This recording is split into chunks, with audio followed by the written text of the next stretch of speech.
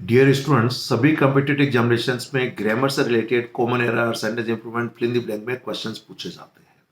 ये जो ग्रामर के रूल्स की सीरीज है, ये आपके लिए काफी उपयोगी साबित होगी। यदि आप प्रभावशाली अंग्रेजी बोलना सीखना चाहते हैं तो भी आपके लिए ये सीरीज काफी इंपॉर्टेंट है।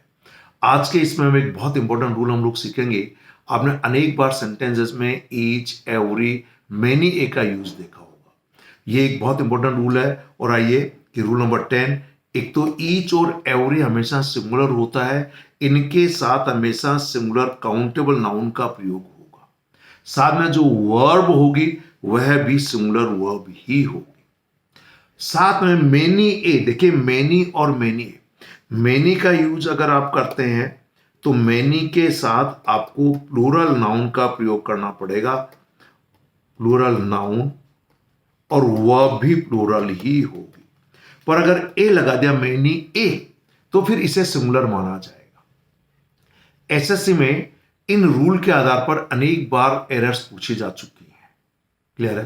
पहला, ईच और एवरी के बाद सिंगुलर काउंटेबल नाउन होगा, मेनी ए के बाद भी सिंगुलर काउंटेबल नाउन होगा, और वर्ब क्या होगी? सिंगुलर होगी। क्लियर? आइए अब सेंटेंस देखते हैं। Each person hold it in trust from God to promote the good of mankind.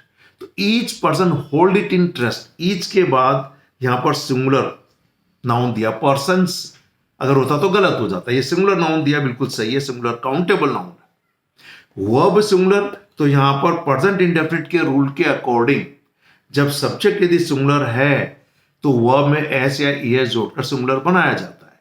तो यहां पर होना चाहिए each person holds it interest, तो यहां पर होल्ड में एस जुड़ेगा और हो जाएगा होल्ड्स।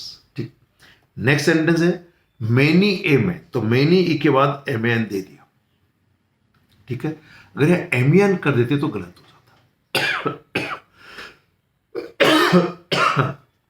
ठीक है, ऐसे यहां पर अब हैव नहीं, हैज का प्रयोग होगा। तो सेंटेंस होगा many a man has come to India from Bangladesh to live here permanently. तो ईच, एवरी, मेनी ए के बाद सिंगुलर काउंटेबल नाउन होगा, साथ में वर्ब भी सिंगुलर होगा। तो ये एक बहुत इंपॉर्टेंट रूल है, छोटा सा रूल है, पर एसएससी में अनेक बार इस पर एरर्स पूछी जा चुकी हैं। निश्चित रूप से लिखते वक्त भी कई बार गलतियां हो जाती हैं, तो लिखते वक्त और बोलते वक्त भी आपको इस रूल का ध्यान रखना चाहिए। Thank you very much, have a nice day.